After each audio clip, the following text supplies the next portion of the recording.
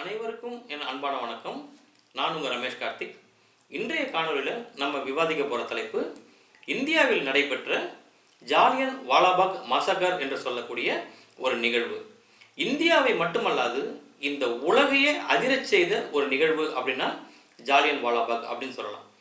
1919ஆம் ஆண்டு நடைபெற்ற இந்த நிகழ்வு பல்வேறு அப்பாவி இந்திய விவசாயிகளை அடக்குமுறையை கையாண்டு ஆங்கிலேயர்கள் கொடூரமாக சுட்டு கொன்ற ஒரு வரலாறு.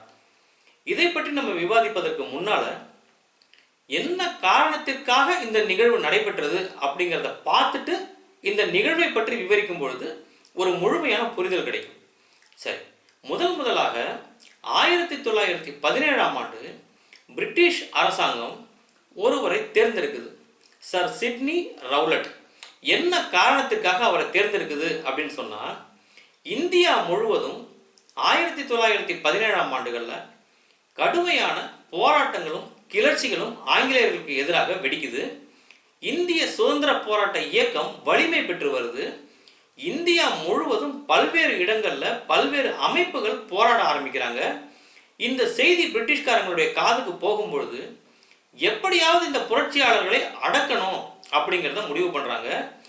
எப்படி அடக்குவது, எப்படி இந்த புரட்சியாளர்களை கைது செய்வது, மேலும் யாரும் புரட்சி செய்யாமல் எப்படி தடுப்பது அப்படிங்கிறத விவாதிக்கும் பொழுது சர் சிட்னி ரிவோல்ட் என்று சொல்லக்கூடிய பாரிஸ்டர் பட்டம் பெற்ற ஒரு நீதிபதி அவரை தேர்வு செய்கிறாங்க. இந்தியாவிற்கு சென்று சூழ்நிலைகளை ஆராய்ந்து அறிக்கை சமர்ப்பிக்கும்படியும் இந்திய புரட்சியாளர்களுக்கு எதிராக ஏதாவது ஒன்றை செய்து புரட்சிகளையும் கிளர்ச்சிகளையும் கட்டுப்படுத்த சொல்லி அவருக்கு உத்தரவு கொடுக்குறாங்க. 1917ஆம் ஆண்டு சர் சிட்னி ரிவோல்ட் இங்கிலாந்திலிருந்து கிளம்பி இந்தியாவுக்கு வந்து இந்தியா முழுவதும் ஆய்வு செய்கிறாரு. அந்த ஆய்வுகளின் அடிப்படையில் பிரிட்டிஷ் அரசாங்கத்துக்கு தன்னுடைய அறிக்கைகளை சமர்ப்பிக்கிறார். உடனடியாக ஒரு சட்டத்தை இயற்றுவதன் மூலம் இந்த கிளர்ச்சியை அடக்க முடியும் அப்படிங்கிறத அவர் எடுத்து சொல்லி ரவுலட் என்ற ஒரு சட்டத்தை கொண்டு வரார். இது அவருடைய பெயரிலேயே கொண்டு வரப்பட்ட ஒரு சட்டம். இந்த சட்டமாக கொண்டு வருவதற்கு முன்பாக இதற்கு இன்னொரு பெயர் என்ன அப்படின்னு சொன்னால் தி அனார்கியல் அண்ட் ரெவல்யூஷனரிஸ் கிரைம்ஸ் ஆக்ட் என்று அதற்கு பெயர். இதை மசோதாவை தாக்கல் பண்ணுறாரு. இம்பீரியல் லெஜிஸ்லேச்சர் என்று சொல்லக்கூடிய அன்றைக்கு இந்தியாவில் இருந்த ஆங்கிலேய சட்டமன்றத்தில் சென்ட்ரல் லெஜிஸ்லேச்சர் அப்படின்னு சொல்லுவாங்க. அங்கே இது 2 மசோதாக்களாக தாக்கல் செய்யப்படுது.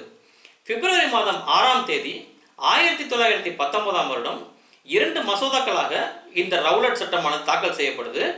இந்தியா முழுவதும் கடுமையான எதிர்ப்பலைகள் இதற்கு எதிராக கிளம்புது. இதை கருப்பு மசோதாக்கள் அப்படின்னு சொல்லி இந்திய மக்கள் விமர்சிக்கிறாங்க. அப்படி என்ன இந்த சட்டத்தில் இருக்கு அப்படின்னு சொன்னா, கடுமையான நிபந்தனைகள் கொண்ட ஒரு சட்டம். Press act. பத்திரிகையாளர்களும் செய்தியாளர்களும் பத்திரிகைகளும் மாத இதழ்களும் வார இதழ்களும் ஆங்கிலேய அரசுக்கு எதிராக எந்த ஒரு கருத்தையும் எழுத முடியாது, பேச முடியாது.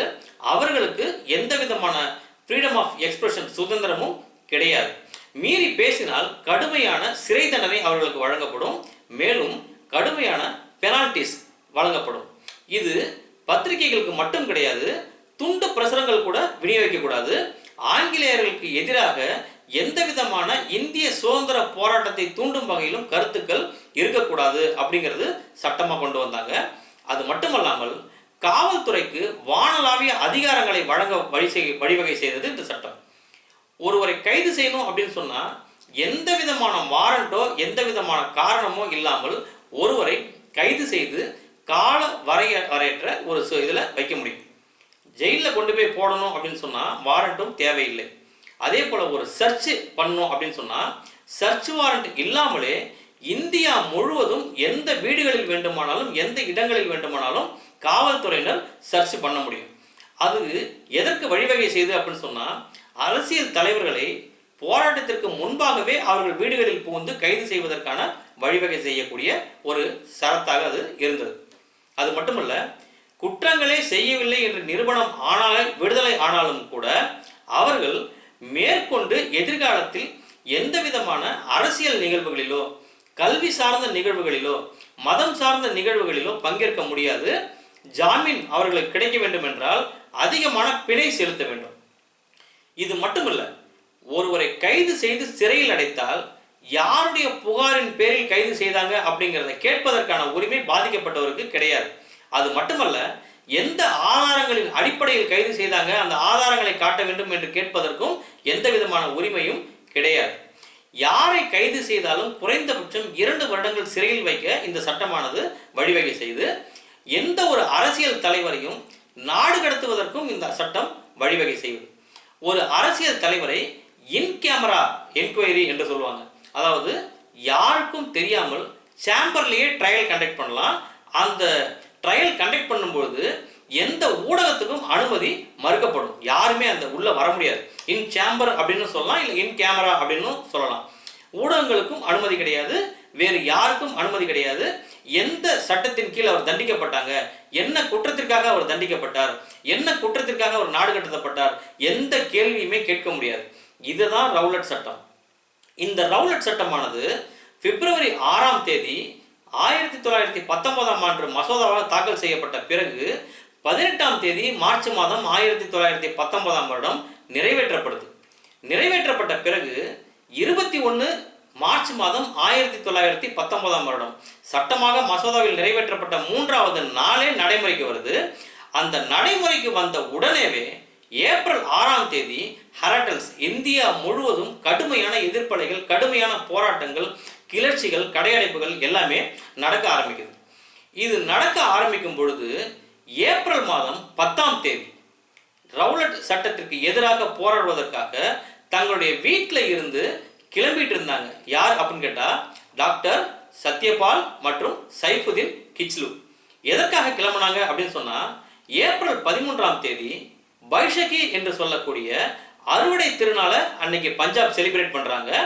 அந்த நேரத்தில் ஆயிரக்கணக்கான விவசாயிகள் ஜாலியன் வாலாபாக் என்று சொல்லக்கூடிய ஒரு பொதுமக்கள் ஒன்று சேரக்கூடிய இடத்தில் உள்ள ஒரு பூங்கா, அந்த பூங்காவில் ஒன்றா சேர்ந்து கை பதாகைகள், ஆயுதங்கள்லாம் எதுவுமே இல்லாமல் பதாகைகளை ஏந்தி ரவுலட் சட்டத்திற்கு எதிராக தன்னுடைய எதிர்ப்பை தெரிவிக்கிறாங்க.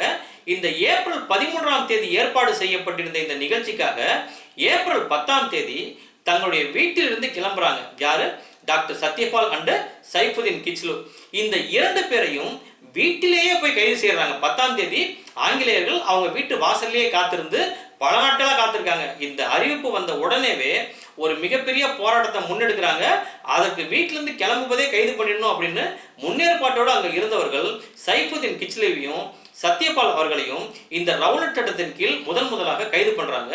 கைது பண்ணி அங்கே இருந்து 50 கிலோமீட்டர் தொலைவில் உள்ள நூர்பூர் பங்களா எங்க இருக்கு அப்படின்னா ஹிமாச்சல் பிரதேஷோட அடிவாரத்தில் இருக்கு. அன்றைக்கு ஹிமாச்சல் பிரதேஷ் வின்டர் கேபிட்டலா ஆங்கிலேயர்களால் வைக்கப்பட்டிருந்தது.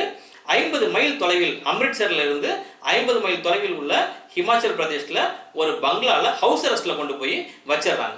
இவர்களுடைய கைதுக்கும் எதிர்ப்பு தெரிவித்து மகாத்மா காந்தி அவர்கள் இந்தியா முழுவதும் உள்ள விவசாயிகளும் பொதுமக்களும் சத்தியாகிரக போராட்டத்தில் இணைய வேண்டும் அப்படின்னு சொல்லி ஒரு வேண்டுகோளை விடுக்கிறார்.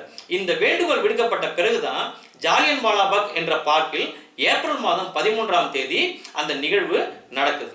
நம்ம அடுத்த காணொலியில் எதை பத்தி பார்க்கலாம் அப்படின்னு சொன்னா, அந்த நிகழ்வு நடைபெற்ற பொழுது விவசாயிகள் எப்படி அங்க ஒன்னா சேர்ந்தாங்க, எந்த ராணுவ அதிகாரி சுற்றி வளைத்தார், எப்படி அந்த விவசாயிகள் கொடூரமாக கொல்லப்பட்டாங்க, அதற்கு பிறகு வாபஸ் வாங்கப்பட்ட சட்டங்கள் என்னென்ன அப்படிங்கிறத பத்தி அடுத்த காணொலியில இன்னும் விரிவாக பார்க்கலாம். மீண்டும் உங்களை அடுத்த காணொலியில் சந்திக்கிறேன். காணொலியை முழுமையாக பார்த்து பயனடையுமாறு உங்கள் அனைவரையும் தாழ்மையோடு கேட்டுக்கிறேன். நன்றி, வணக்கம்.